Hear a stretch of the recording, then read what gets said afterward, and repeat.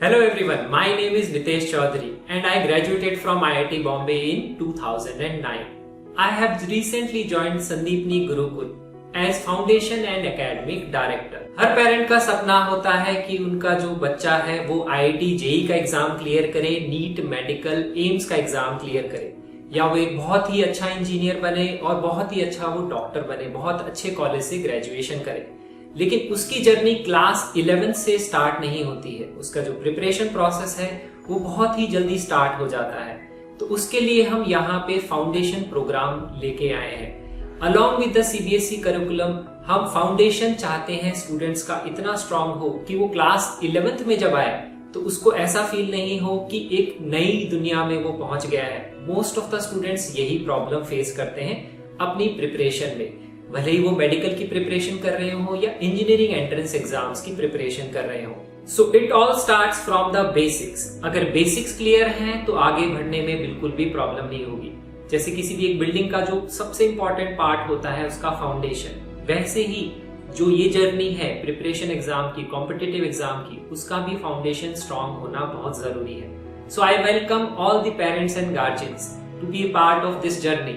Late us build our children future together. अभी तक अपन ने जो लाइन देखी थी, when we talked about two lines, the two lines were intersecting, yeah, but there are some lines which never intersects. उनको हम बोलते हैं parallel lines. हम parallel lines की बात करते हैं यहाँ। So parallel lines are what? Parallel lines are neither intersecting nor touching each other. They are called parallel lines.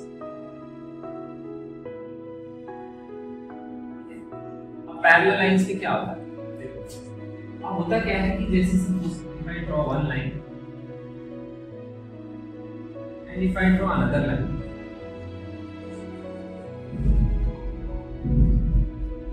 I have just drawn two lines which are intersecting. ठीक है? When I am drawing intersecting lines means we can find two pair of vertically opposite angles always, right? जब भी intersecting lines होगी you can always mark vertically opposite plane. जैसे मैंने diagram बनाया, if I see this diagram anywhere I will mark opposite angle C. I will mark this angle and this angle equal. So what I will do is I will mark this as 1, this I will also mark as 1 because they are equal. अब मैं यहाँ पे 1 2 3 4 नहीं लिख रहा हूँ, मुझे पता है वो इक्वल है। उसका जो नाम होगा वही इसका नाम होगा, उसका जो मेजर होगा उसका ही वही मेजर होगा। तो सेम चीज लिख दो वहाँ पे, अलग अलग क्यों लिखना है? पहले 1 लिखो फिर 2 लिखो फिर लिखो 1 = 2, तो अपने को पता है कि वो वर्टिकली अपोजिट पेयर है। और मैं यहाँ पे अगर इसको लिखता हूँ 2, ये भी कितना होगा 2। यहाँ तक अपने को समझ में आता है। ये तो हो गई इंटरसेक्टिंग लाइंस, ठीक है। अब हम बात करते हैं पैरेलल लाइंस। पैरेलल लाइंस कुछ ऐसी दिखती है, दो पैरेलल लाइंस इस तरह से दिखती है, सीधे सीधे, direction same, direction of them is same, they point in the same direction. And अगर तुम इसको एक्सटेंड करोगे, करते जाओगे, they will never meet. It's like एक सड़क है या फिर कोई ऐसी, जैसे यहाँ पे ये है, जैसे ये लाइन और ये लाइन पैरेलल, तो मतलब कहने का मतलब है कि जैसे तुम्हें किसी एक डायरेक्शन में चलना, डायरेक्शंस को अपन डिग्रीज में भी मेजर करते हैं एंगल्स के टर्म्स में। अगर शायद तुमने गुरु में देखा होगा तो लॉन्गिट्यूड लैटिट्यूड शायद तुमने वो पढ़ा हो, उससे भी मेजर करते हैं कहाँ आपको पहुंचना हो, ठीक है। इस डायरेक्शन में जाना था, कहाँ जाना होता है, उसका एक एड्रेस होता है, बताया जाता है किस डायरेक्शन में चलना। तो अगर मान लो मैं इस डायरेक्शन में चल रहा हूँ, ठीक है, ये डायरेक्शन है सीधी डायरेक्शन, तो इसके लिए सीधे सीधे चल रहा हूँ। एक और भाई यहाँ से चल रहा है, वो भी ऐसे ही चल रहा है सीधे सीधे। They will never meet because they are parallel to each other, they are going in the same direction. So when we talk about parallel lines, we are talking about they are moving in the same direction. And when I am talking about direction, important thing is direction denotes the angle with respect to something. इसका क्या मतलब होता है कि direction बताता है किसी न किसी एंगल पे आप चल रहे हो, किसी न किसी के साथ। फॉर एग्जांपल जैसे दीवार, ठीक है, मान लो एक ये दीवार है, मैं चल रहा हूँ you, this is me, I am going in this direction, ठीक है। So with respect to this wall I am going in this direction. तो हम वॉल के साथ उसका एंगल बता सकते हैं। वॉल के साथ तुम बोल सकते हो सर ये वाला एंगल है, या फिर ये वाला एंगल है। अब हम ये चीज क्यों बताते हैं कि क्या होता है कि जैसे किसी को बताना होता है, अगर उसको बोलूं कि तू इधर जा, इधर जाने का कोई मतलब नहीं होता। Point is exactly if you have to tell someone कहां जाना है तो आपको एक रेफरेंस पॉइंट देना होगा। फॉर एग्जांपल जैसे मैं बोलूं कि मेरे को स्कूल से घर जाना है, ठीक है, तो तुमने रेफरेंस पॉइंट क्या ली, तुमने स्टार्टिंग पॉइंट बताया कहां से जाना है और कहां जाना है, बताएंगे ना दोनों चीजें। अगर तुम दोनों चीजें नहीं बताओगे तो बोलो घर जाना है, कितने किलोमीटर लगेंगे, तो घर कहां से जाना है we should know. There has to be a reference point. Reference point होता है मतलब जिसके रिस्पेक्ट में आप बताते हो आपको कहां जाना है, ठीक है। तो वैसे ही जब हम एंगल्स की बात करते हैं तो एंगल हमेशा किसी के रिस्पेक्ट में होते हैं, ऐसे किसी एंगल का कोई मतलब नहीं होता। इसीलिए अपन बोलते हैं दो चीजों के, दो लाइंस के बीच में एंगल डिफाइन करते हैं। तो मैं ये बोल सकता हूं मेरे को इस डायरेक्शन में जाना है, तो I can say suppose this is 30 degree angle, so I can say with respect to this wall आपको इस डायरेक्शन, मतलब इसको अगर मैं नॉर्थ साउथ ईस्ट में से डिफाइन करूं, you have to go at an angle of 30 degree, that it makes sense. अगर मैं किसी तीसरे आदमी को बोलूंगा और अगर मैंने ये लाइन बुक में लिख के छोड़ दी, कोई भी आदमी आएगा और उसको पढ़ेगा, उसको समझ में आएगा। इसी तरह से जो आपके मैप्स होते हैं उसमें डायरेक्शंस होती है, इसी तरह से डिफाइन होती है, लिखा हुआ भी ऐसे होता है, किसी को भी समझ में आता है। किसी ने कभी एटलस वगैरह देखा? एटलस में सब चीजें वो कैसी क्यों लिखी हुई होती है, उसने लिखी होती है कि कोई भी आदमी पढ़ेगा ना उसको एक ही चीज समझ आएगी। अगर उसको वो सिंबल समझ में आते हैं, डिग्री, लैटिट्यूड, लॉन्गिट्यूड, उसको अगर आइडिया है तो he will be able to understand. So important thing is they will point in the same direction. ठीक है? अब ये अपना रेफरेंस पॉइंट, ठीक है। तो एक बात बताओ, अगर मैं इसकी बात करता हूं, सपोज ये लाइन इसके पैरेलल, ये लाइन इसके पैरेलल, अगर मैं यूं चला and I took the reference point here, और अगर सपोज मैं यहां पे भी अगर 30 डिग्री का बनाऊं, मैं बोलूं कि यहां से यूं चला, रेफरेंस पॉइंट इस लाइन के लिए, अगर ये लाइन पैरेलल होगी they are pointing in the same direction. Why? Because suppose ये जो आपकी स्क्रीन है, ये यहाँ खड़ा हूँ, ठीक है? मैंने बोला अपने को सीधा चलना। ध्यान रखना, डायरेक्शन में क्या होता है फर्क नहीं पड़ता। डायरेक्शन की जब आप बात करते हो, when I'm talking about direction, direction means angle. And when I'm talking about angle, you can move the lines. ठीक है, कोई फर्क नहीं पड़ता। But you have to move parallelly. अब जैसे मैंने एक नाम डिफाइन किया, हमें अभी तक ये नाम पता है, वर्टिकली अपोजिट एंगल्स, पता है? ये होता है जब दो लाइंस के इंटरसेक्शन पॉइंट की बात करते हैं, तब वहां पे चार एंगल होते हैं, ठीक है। अब नेक्स्ट है यहाँ पे ऑल्टरनेट इंटीरियर। देखो उसके नाम को ढंग से पढ़ो। इंटीरियर का क्या मतलब होता है? इनसाइड वाला, राइट। एक्सटीरियर मतलब आउटसाइड वाले, ठीक है। तो अब क्या होता है, ये जो फिगर है इसमें तुम्हें बाहर के एंगल दिख रहे हैं और अंदर के एंगल दिख रहे हैं। ये जो दो लाइंस हैं इसके बीच के जो एंगल्स हैं दे आर इंटीरियर, इनके जो बाहर के जो एंगल्स हैं दे आर एक्सटीरियर। ये बाहर वाले एक्सटीरियर हो गए इंटीरियर, तो ये बात कर रहा है इंटीरियर एंगल्स।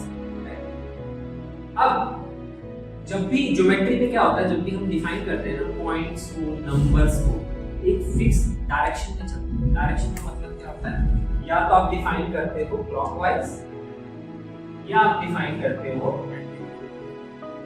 Anti clockwise. इसका मतलब क्या है कि जैसे अगर मेरे को काउंटिंग करनी है, जैसे मतलब मैं यहाँ पे सबको काउंटिंग करूँ, मान लो कोई लोग हैं जो ऐसे सर्कल में बैठे हैं या फिर एक टेबल के चारों राउंड बैठे हैं खाना खाने, तो मैं काउंटिंग करूंगा ना तो मैं ऐसे नहीं करूंगा 1 2 3 4, ऐसे नहीं करते। मैथ्स में क्या होता है, जब हम नंबर्स डिफाइन करते हैं या उसको डोनेशन देते हैं, एक फिक्स डायरेक्शन में चलते हैं। या तो आप ऐसे घूमोगे 1 2 3 4 5 6 7, या 1 2 3 4 5। स्टार्ट आप कहीं से भी कर सकते हैं, इट डजंट मैटर, बट आपको या तो क्लॉकवाइज चलना होता है या एंटी क्लॉकवाइज। अब अपन क्या करेंगे, ये जो चार एंगल है ना इन अंदर वाला, इसको नंबरिंग करते हैं। मैं इसको नया कलर दे देता हूं, तो आई विल डिफाइन देम जैसे मैं यहां से नंबरिंग स्टार्ट करता हूं। तो this is A, this is B, this is C, this is D. तो आप ए बी सी डी भी बोल सकते हो, या फिर मैं क्या कर सकता हूँ, उसको रोमन न्यूमरल दे देता हूँ। रोमन न्यूमरल समझते हो सब? जैसे इसको लिख देता हूँ ये 1 2 3 ये 4, ठीक है। नंबरिंग कर दी मैंने इसको। ध्यान रखना मैंने क्लॉकवाइज में किया है, तुम चाहो तो 1 2 3 4 ऐसे भी कर सकते हो, और जरूरी नहीं कि मैं ये इसको 1 दूं, इसको भी 1 दे सकता हूं। मैं इससे भी स्टार्ट कर सकता हूं, काउंटिंग आप कहीं से भी स्टार्ट कर सकते हो, बट जहां से चल रहे हो यहाँ वहां से या तो क्लॉकवाइज चलोगे या एंटी क्लॉकवाइज, ये फिक्स होता है। मैथ्स में हम ऐसे ही करते हैं, इसीलिए तुमने कभी भी डायग्राम देखा होगा PQRS ABC ऐसे ही लिखे जाते हैं। तो सर ऐसे लिखते हैं या सर ऐसे, वैसे नहीं होता A B C D, इसका कोई मतलब नहीं। इसलिए इसी तरह से लिखे जाते हैं ताकि किसी को भी समझ में आए। ठीक, नोटेशन फिक्स कर दिया कि ताकि कोई भी अगली बार पढ़ेगा A B C D उसको पता है या तो क्लॉकवाइज में लिखाना है या। अब देखो, अब ये जो लिखा हुआ है ना वर्ड, ऑल्टरनेट वर्ड का मतलब होता है एक छोड़, लीव वन, एक छोड़ भी होता है। जैसे फॉर एग्जांपल अगर मैं बात करता हूँ तुमसे, जैसे अगर अपन सिंपल नंबर्स की बात करते हैं, for example we talk about 1 2 3 4 5, जैसे मैंने सिंपल नंबर्स लिखे। अब क्या होता है, 1 का अल्टरनेट कौन होता है, एक छोड़ के 1 के बाद क्या आता है 3 2, उसका अल्टरनेट क्या आ जाएगा 3, 2 का अल्टरनेट क्या हो जाएगा 4, 3 का अल्टरनेट क्या हो जाएगा 5, 3 का अल्टरनेट 5 भी होगा 1 भी होगा। जब इसकी बात करते हैं तो इसका अल्टरनेट आगे ही है, पीछे तो कुछ है ही नहीं। इधर पीछे कुछ लिखा नहीं ना मैंने, मैं लिखता तो 0 हो जाता, नहीं लिखा तो नहीं है, जो लिखा है उसमें से बताओ अल्टरनेट। अगर मैं 3 की बात करता हूं तो 3 का अल्टरनेट ये है, 3 का अल्टरनेट मेक सेंस। अब इस चीज को ढंग से पढ़ो, तो ये बात कर रहा है इंटीरियर एंगल्स की और अल्टरनेट होनी चाहिए। मेरे को बात बताओ, ये 1 है, ठीक है, ये 2 है। रोमन न्यूमरल पढ़ना, मत पढ़ना, ये रोमन न्यूमरल 3, ये रोमन न्यूमरल, ये अपन नंबरिंग करी है क्लॉकवाइज। 1 का अल्टरनेट कौन है 3, ठीक है, नहीं दिखा जैसे तुम इक्वल है बनाए थे अपने डायग्राम 2 और 2 बनाए थे, इक्वल है। ये होता है अल्टरनेट इंटीरियर एंगल। अब जैसे मैंने 1 का 3 बोला, 2 का अल्टरनेट कौन है 4, ये इसका अल्टरनेट इंटीरियर पेयर, ये देखो, ठीक है। इसलिए बोला जाता है alternate interior angles. Second type of angle define करते हैं वर्टिकली अपोजिट के बाद। अल्टरनेट इंटीरियर एंगल तभी आएंगे जब दो पैरेलल लाइन एक ट्रांसवर्स को इंटरसेक्ट करेंगे। क्योंकि अगर एक लाइन इंटरसेक्ट करेगी, मान लो ऊपर वाला डायग्राम नहीं है, तो 4 एंगल बनेंगे। इन चारों में इंटीरियर और एक्सटीरियर क्या है, ऊपर भी वैसा दिख रहा है, नीचे भी वैसा दिख रहा है। लेकिन जब अब दो पैरेलल लाइन, सबको समझ में आया? जैसे इसी तरह से तीसरे टाइप के एंगल होते हैं कॉरेस्पॉन्डिंग। ये तो अपन ने सिंपल ये बनाया, वर्टिकल अपोजिट बता दी, अल्टरनेट इंटीरियर बता दी। इसके अलावा अपन क्या बता सकते हैं, 1 + 2 कितना होगा 180, because this is lying on a line. 2 + 1 is 180 because this is on a line. On a line always angles are 180, तो तुम कोई सी भी लाइन ले लो, ये लाइन लोगे तो भी क्या आएगा 1 + 2 180, ये लोगे तो भी 1 + 2 180, ये भी लोगे तो 1 + 2 180। हर जगह से 1 + 2 180 ही दिखने वाला है कि हमने ऑलरेडी एंगल्स को 1 2 3 4 5 6 7 8 नहीं लिखा, हमने डायरेक्ट ही लिख लिया कि ये वर्टिकली अपोजिट पेयर हो गए, और ये मैंने अल्टरनेट इंटीरियर बोल दिया। या फिर मैं इसको बोल सकता हूं सेम रेफरेंस पॉइंट से अगर मैं डिवीजन कर रहा हूं तो ये एंगल से कर रहा हूं। अब क्या होता है, अब इसमें नेक्स्ट डिफाइन करते हैं corresponding angle. Last type of angle ये होता है ना,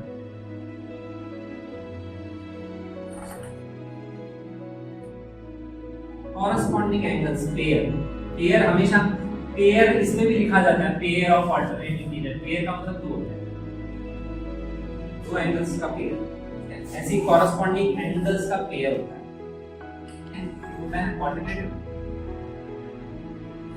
ठीक है। तो क्वाड्रिलेटरल में ऐसी कोई प्रॉपर्टी नहीं है। क्वाड्रिलेटरल में सिर्फ एक चीज हो सकती है कि आप दो लाइंस बना सकते हो ऐसे, एक लाइन ये जो एक डायगोनल होती है और एक लाइन ये डायगोनल, ठीक है। इसमें सिर्फ हम एक चीज बना सकते हैं कि इसमें वर्टिकली अपोजिट एंगल इक्वल हो, क्योंकि जब भी दो लाइन इंटरसेक्ट करेंगे वर्टिकली अपोजिट एंगल हमेशा इक्वल होगा। ये चीज हमेशा अपन बना सकते हैं जब भी दो लाइन इंटरसेक्ट करती है। ये वाली लाइन क्या बोलते हैं अपन, डायगोनल्स, राइट। तो डायगोनल्स के इंटरसेक्शन पॉइंट पे हमेशा क्या बनेगा, वर्टिकली अपोजिट पेयर बनेगा, सही बात। This is for quadrilateral. Quadrilateral में और कोई ऐसे सच वर्टिकली अपोजिट या इस टाइप के एंगल कभी नहीं बनते, ठीक है। अब अपन नेक्स्ट बनाते हैं पैरेललोग्राम। पैरेललोग्राम को समझते हैं थोड़ा सा। पैरेललोग्राम क्या होता है, जैसे मैंने बनाया parallelogram, this is a parallelogram. So parallelogram is vertically ये पैरेलल होती है, ये मेरी लाइंस की पैरेलल, ठीक। जैसे मैंने यहाँ डायग्राम बनाई वैसे डायग्राम मैं यहाँ पे बना सकता हूँ। एक डायग्राम तो मैं डायग्राम वाला बना, मैंने यहाँ ये डायग्राम बनाई, यहाँ ये डायग्राम बनाई, इसमें भी अपन बोल सकते हैं वर्टिकली अपोजिट एंगल इक्वल हो, ये वाला एंगल इसके बराबर और ये वाला एंगल इसके बराबर। जब भी पैरेललोग्राम का डायग्राम बना के कुछ भी आपको प्रूव करना है, कुछ भी सॉल्व करना है, you always have to make this equal opposite angles vertically. ये आपको बनाना ही है, इतना तो लिखना ही होता है, इससे कम कुछ नहीं लिखना। This is the minimum layer, ये आपको सबको पता है। लेकिन अभी तक अपन ने दो लाइंस के इंटरसेक्शन की बात करी, अभी हमने पैरेलल लाइंस की बात नहीं की। This is just intersection point of two lines. We didn't talk about parallel lines angle property, ठीक है। Now we will talk about parallel lines angle property से पैरेललोग्राम में कौन से एंगल, ठीक है। अब देखना एक चीज, अब यहाँ पे इसी डायग्राम को एक बार नीचे और बना देता हूँ। एडजेसेंट एंगल का सम कितना होता है, 180। ये भी तो ऐसे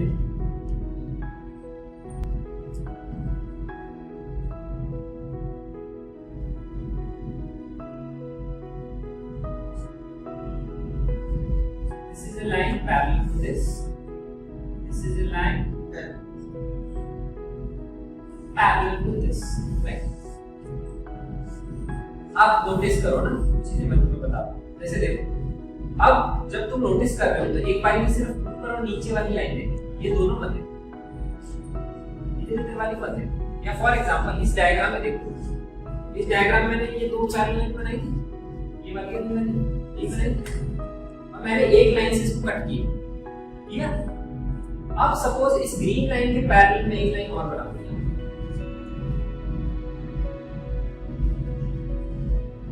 इसके भी पैरेलल बना, ये क्या बन गया अपना पैरेललोग्राम बना लिया। ये वही चीज है, उसने क्या किया कि ऊपर के इधर वाले हटा दिए, तो ये जो बीच वाला फिगर था ये उठा दिया। समझ में आ रहा है? ये वही है, दो पैरेलल लाइंस को एक ट्रांसवर्स से कट किया, एक और ट्रांसवर्स आपने बनाया वो भी उसके पैरेलल, सो ये बीच वाला डायग्राम उठा के this is the diagram which they have made. ये साइड पे जो एरो है इसको कट, ये जो बीच वाला फिगर है ये यहाँ पे अपना बन गया। ये समझ में आ रहा है? अब देखो तो यहाँ पे इस डायग्राम के हिसाब से अगर तुम देखोगे तो अगर ये इसके पैरेलल है, मैंने यहाँ पे तुम्हें बताया पैरेलल लाइन से एंगल रेफरेंस पॉइंट से सेम रहता है। रेफरेंस पॉइंट अपना क्या है, एक लाइन, इस लाइन के साथ यहाँ एंगल 1 है तो यहाँ पे भी क्या होगा, 1 ही होगा। अगर ये 1 है तो ये भी कितना होगा, ये अपनी रेफरेंस लाइन, इससे अपन इस डायरेक्शन में जा रहे हैं, इस डायरेक्शन में जा रहे हैं, ये एंगल सेम होगा। और ये वाला एंगल कितना होगा, 2, ठीक है। ये अगर 2 है यहाँ पे भी कितना होगा, 2, ये भी कितना होगा, 1। आप चाहो तो वर्टिकली अपोजिट लिख लो, ये 2 है और ये 1, और ये 1 है और ये। अब इस अंदर वाले डब्बे में देखो तुम्हें क्या दिख रहा है, ये वाले एंगल इक्वल दिख रहे सबको, दिख रहे अंदर वाले एंगल इक्वल, वो वाले दिख रहे हैं ऊपर,